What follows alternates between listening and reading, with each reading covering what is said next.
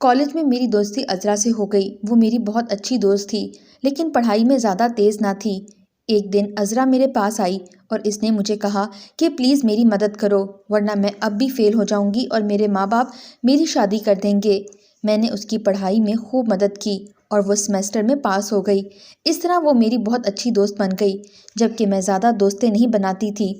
پھر ایک دن ہماری کلاس کا ایک لڑکا علی ہمارے پاس آیا اور کہا مجھے اپنے گروپ میں شامل کر لو، جبکہ ہمارا کوئی گروپ نہیں تھا۔ میری دوست نے کہا ہاں ضرور، پہلے تمہیں ہمیں ٹریٹ دینی ہوگی۔ وہ خوش ہو گیا اور اس نے ہمیں یونیورسٹی کی کیفے میں ٹریٹ بھی دی۔ اس طرح علی بھی ہمارا دوست بن گیا۔ وہ بہت اچھی نیچر کا اور زندگی سے بھرپور انسان تھا۔ کب اس کی عادت ہو گئی پتہ ہی نہیں چلا اور اس طرح بات دوستی سے بڑھ کر پیار پر چلی گئی۔ ہمیں ایک دوسرے کا ساتھ اچھا لگنے لگا لیکن فائنل ایگزام آنے والے تھے اور یہی بات ہمیں ڈرا رہی تھی۔ ہم بچھڑنا نہیں چاہتے تھے۔ آخری پیپر شروع ہونے میں چند منٹ رہ گئے تھے تب علی بھاگتا ہوا آیا اور میرا ہاتھ تھام کر کہا مجھ سے شادی کر لو۔ میں نے جواب نہیں دیا، البتہ اسے گھر آنے کو کہا۔ میں اپنی خالہ کے ساتھ رہتی تھی۔ خالہ نے یہ سنا تو کہنے لگی فاریہ تم نے میری غلطی سے کچھ نہیں سیکھا۔ میں نے ان سے نظریں چرا لیں اور جلد شادی کر لی۔ علی مجھے دلہن بنا کر ایک فلیٹ میں لے آیا اور کہا کہ نہ میرے پاس کچھ ہے اور نہ ہی اس دنیا میں میرا کوئی ہے۔ میرے پاس تمہیں دینے کے لیے صرف محبت ہے۔ یہ سن کر میں گھبرا گئی لیکن میں اس کے ساتھ رہنے لگی کیونکہ مجھے بھی اس سے پیار تھا، لیکن کچھ تھا جو مجھے ڈرا رہا تھا۔ ایسا لگتا تھا جیسے علی مجھ سے کچھ چھپا رہا تھا۔ دن گزرتے گئے۔ رزلٹ آنے کے بعد علی ایک جگہ پڑھانے لگا۔ ان دنوں میں علی کے بچے کی ماں بننے والی تھی جب دروازے پر دستک ہوئی اور ایک عورت نے علی کے بارے میں پوچھا اور پھر ایسا کہہ دیا جسے سن کر میں ششدر رہ گئی کیونکہ علی اس عورت کا میرا نام فاریہ ہے اور میں اپنے والدین کی موت کے بعد اپنی خالہ کے ساتھ رہتی تھی۔ میری خالہ کا نام سارا تھا اور وہ ایک یونیورسٹی میں پڑھاتی تھیں۔ اس دنیا میں ہم دونوں کا ایک دوسرے کے سوا کوئی نہیں تھا۔ خالہ جب یونیورسٹی میں پڑھاتی تھیں تب اسے اپنے پروفیسر سے محبت ہو گئی۔ اس کا نام حیدر تھا۔ وہ اسی یونیورسٹی میں پڑھاتا تھا اور خالہ سے عمر میں بہت بڑا تھا، مگر اس کے باوجود خالہ اسے چاہنے لگیں کیونکہ اس کے بھی خالہ کے بارے میں یہی جذبات تھے۔ میری امی اس وقت زندہ تھیں اس لیے خالہ نے اسے حیدر کے متعلق بتایا اور کہا کہ وہ اس سے پیار کرنے لگی ہیں۔ امی نے اسے سمجھایا کہ حیدر تم سے بہت بڑا ہے، آج تم اس کی محبت میں پاگل ہو رہی ہو لیکن جو ہی محبت کا جوش سرد ہوا تم پچھتانے لگو گی۔ لیکن خالہ نے کہا ایسا کچھ نہیں ہوگا، میں حیدر کے بارے میں سنجیدہ ہوں۔ اور پھر خالہ کو جو ہی ڈگری ملی اس نے حیدر کے آس پاس رہنے کے لیے اسی یونیورسٹی میں جاب کر لی۔ اس سلسلے میں حیدر نے اس کی بہت مدد کی اور یوں دونوں آسانی سے ملنے لگے کیونکہ اب وہ دن رات ساتھ رہتے تھے۔ خالہ جس گھر میں رہتی تھی وہ امی اور خالہ دونوں کے نام پر تھا۔ امی تو شادی کر کے چلی گئیں لیکن خالہ وہاں اکیلی رہتی تھیں۔ وہاں اس گھر میں اس کے پاس ایک بوڑھی ملازمہ بھی رہتی تھی۔ خالہ کی تعلیم اور گھر کا خرچہ ابو دیتے رہے کیونکہ وہ پڑھ رہی تھیں۔ جب خالہ کی جاب لگی تو اس نے ابو کو پیسے بھیجنے سے منع کر دیا۔ امی نے خالہ کو بہت سمجھایا کہ فیصلہ کرنے میں کوئی جلد بازی مت کرنا، لیکن خالہ بہت آگے نکل گئی تھیں۔ وہ اکثر حیدر کو اپنے گھر لے آتی تھیں۔ دن میں وہ جاب کے سلسلے میں یونیورسٹی میں ملتے جبکہ رات کو حیدر خالہ کے گھر آ جاتا۔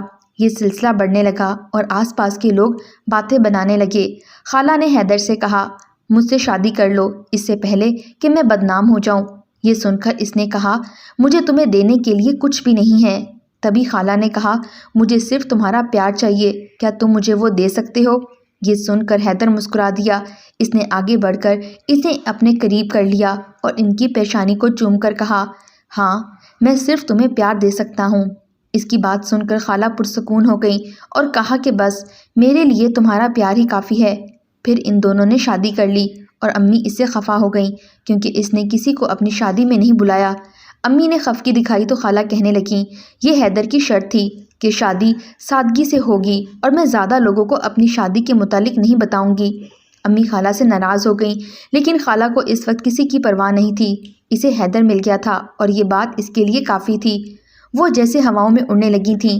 حیدر نے اس کے ساتھ چپکے سے شادی کر لی اور وہ اسے کہیں لے جانے کی بجائے خالہ کے ساتھ اس کے گھر رہنے لگا۔ وقت تیزی سے گزرنے لگا۔ خالہ اس کے ساتھ خوش تھیں۔ حیدر بھی خوش تھا کیونکہ خالہ نے واقعی اس سے محبت کے سوا کچھ نہیں مانگا۔ وہ اپنی تنخواہ سے اپنے خرچے برداشت کر رہی تھیں۔ اس نے کبھی حیدر سے خرچے کے نام پر 1 روپیہ تک نہیں مانگا، بلکہ وہ تو حیدر پر بھی بے تحاشا خرچ کرتی تھیں۔ حیدر اپنی تنخواہ پتہ نہیں کہاں خرچ کرتا تھا، کیونکہ وہ تو اس سے کچھ نہیں مانگتی تھیں۔ پھر ایک بار اس نے خالہ سے ایک بہت بڑی رقم مانگ لی، جو کہ خالہ کے پاس نہیں تھی، لیکن اس نے کچھ پیسے اپنے کولیگ سے مانگے اور حیدر کو اس کی مطلوبہ رقم دے دی۔ حیدر نے کہا کہ اسے ایک ضروری کام ہے، اس لیے وہ یونیورسٹی سے چھٹیاں لے کر جا رہا ہے۔ بہت پوچھنے کے باوجود اس نے کوئی صحیح جواب نہیں دیا اور پھر چلا گیا۔ پھر کچھ دن بعد وہ واپس نہیں آیا۔ اب خالہ کو فکر ہونے لگی کہ نہ جانے حیدر کہاں گم ہو گیا تھا، اس لیے ایک دن خالہ نے یونیورسٹی سے اس کے گھر کا ایڈریس لیا اور اس جگہ چلی گئی جہاں وہ رہتا تھا۔ خالہ نے وہاں پہنچ کر دروازے پر دستک دی تو ایک بوڑھی عورت نے دروازہ کھولا۔ خالہ نے بہانہ بنایا کہ میری طبیعت کچھ خراب ہو رہی تھی، اس لیے میں یہاں چلی آئی، اگر آپ کو کوئی اعتراض نہ ہو تو میں کچھ دیر بیٹھ جاؤں۔ وہ عورت اسے اندر لے آئی۔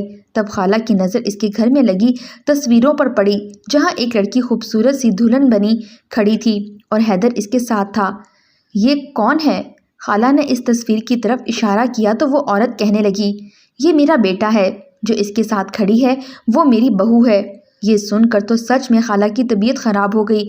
پھر وہ عورت اسے اندر کمرے میں لے گئی اور اسے اپنی بہو سے ملوایا۔ خالہ نے دیکھا کہ اس نے کچھ دن پہلے ہی حیدر کے بچے کو جنم دیا تھا۔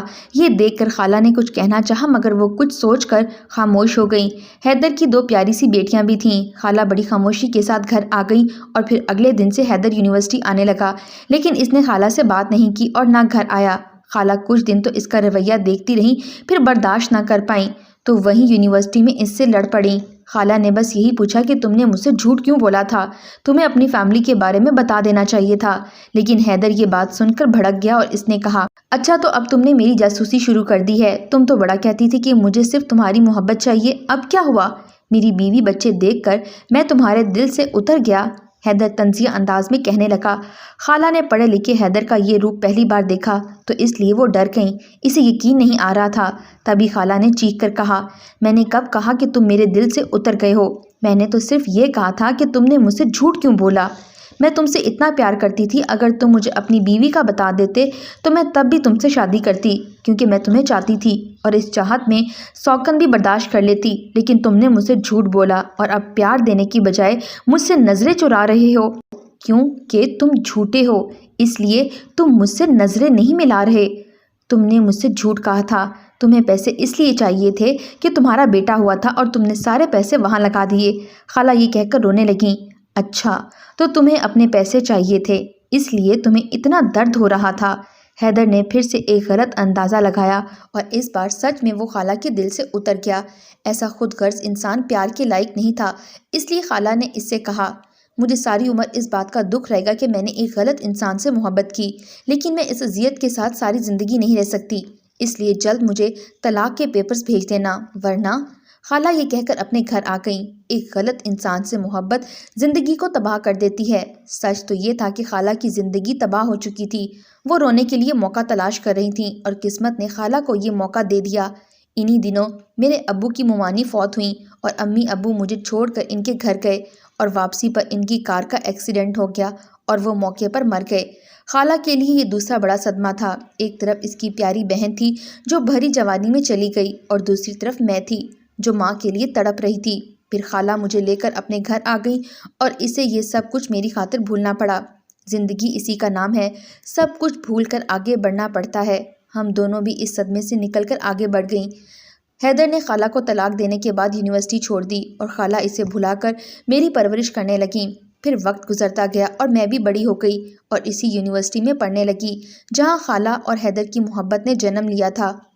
خالہ اب بھی یہاں پڑھاتی تھیں۔ میں پڑھائی میں بہت اچھی تھی، لیکن میں کسی سے زیادہ اتنا گھل مل نہ سکی، اس لیے میرا کوئی دوست نہیں تھا۔ شاید خالہ نے میری تربیت ہی اسی انداز میں کی تھی کہ میں تنہائی پسند ہو گئی تھی۔ پھر میری زندگی میں وہ آیا جس نے مجھے بدل کر رکھ دیا۔ وہ بہت شرارتی اور ہنس مکھ تھا۔ اس کا نام علی حسن تھا۔ علی مجھے یونیورسٹی کے آخری سال ملا۔ ہمیں ایک دوسرے کا ساتھ اچھا لگنے لگا، لیکن فائنل ایگزام آنے والے تھے اور یہی بات ہمیں ڈرا رہی تھی۔ ہم بچھڑنا نہیں چاہتے تھے۔ آخری پیپر شروع ہونے میں چند منٹ رہ گئے تھے، تب علی بھاگتا ہوا آیا اور میرا ہاتھ تھام کر کہا، مجھ سے شادی کر لو۔ میں نے جواب نہیں دیا، البتہ اسے گھر آنے کو کہا۔ خالہ کو یہ پتہ چلا تو اس نے کہا، پلیز ایسا مت کرو، میری غلطی سے کچھ سیکھ لو، پلیز ایک اور حیدر اور سارہ کی کہانی مت دہراؤ، یہ سارے مرد ایک جیسے بے وفا ہوتے ہیں۔ میں نہیں مانی اور خالہ کے منع کرنے کے باوجود ہم نے جلد شادی کر لی۔ علی مجھے دلہن بنا کر ایک فلیٹ میں لے آیا اور کہا کہ نہ میرے پاس کچھ ہے اور نہ ہی میرا کوئی اس دنیا میں ہے، اس لیے میں اتنا کہوں گا، میرے پاس تمہیں دینے کے لیے صرف محبت ہے۔ یہ سن کر میں گھبرا گئی۔ محبت سے گھر کہاں چلتے تھے؟ لیکن مجھے اس کی محبت پر بھروسہ تھا اور مجھے یقین تھا کہ وہ مجھے دھوکہ نہیں دے گا، اس لیے میں اس کے ساتھ رہنے لگی، کیونکہ مجھے بھی اس سے پیار تھا، لیکن کچھ تھا جو مجھے ڈرا رہا تھا۔ ایسا لگتا تھا کہ جیسے علی مجھ سے کچھ چھپا رہا تھا۔ دن گزرتے گئے، رزلٹ آنے کے بعد علی ایک جگہ پڑھانے لگا۔ ان دنوں میں علی کے بچے کی ماں بننے والی تھی۔ پھر اچانک ایک دن دروازے پر دستک ہوئی اور ایک عورت نے علی کے بارے میں پوچھا۔ میں نے اسے بتایا کہ ہاں وہ یہاں رہتا ہے تو وہ مسکراتے ہوئے اندر آ گئی اور اچانک اس کی نظر ہماری شادی کی تصویروں پر پڑی اور وہ چونک گئی۔ اس نے گھبرا کر مجھ سے پوچھا، تم علی کی؟ یہ سن کر میرا دل بیٹھ گیا۔ میں اس کی بیوی ہوں۔ میں مسکرائی مگر مجھ سے مسکرایا نہ گیا۔ میں نے اس سے ڈرتے ڈرتے پوچھا، اور آپ؟ یہ دو الفاظ میں نے بہت مشکل سے ادا کیے تھے۔ میں اس کی ماں ہوں، اس نے مسکرا کر کہا اور میری سانس میں سانس آئی۔ اس نے مجھے بتایا، علی ہمارا اکلوتا بیٹا ہے لیکن اپنے باپ سے خفا خفا رہتا ہے۔ دراصل میرا شوہر پیسے کمانے کے لیے جائز ناجائز کو نہیں دیکھتا، اس لیے علی نے اپنا گھر چھوڑ دیا اور اس نے کہا کہ وہ 2 روپے کمائے گا مگر وہ حلال کے ہوں گے اور اس کا ضمیر مطمئن ہوگا، اس لیے تو اس نے ہمیں اپنی شادی کا نہیں بتایا اور اپنے باپ کا عالیشان گھر چھوڑ کر اس معمولی فلیٹ میں رہنے لگا۔ اس کی ماں نے مجھے اصل حقیقت بتائی۔ اس کی ماں دوبارہ آنے کا کہہ کر چلی گئی، جبکہ یہ سننے کے بعد میں پرسکون ہو گئی۔ ایسا اچھا انسان کسی کو دھوکہ نہیں دے سکتا۔ ہر مرد حیدر نہیں ہوتا اور ہاں، ہر عورت میری طرح خوش قسمت بھی نہیں ہوتی۔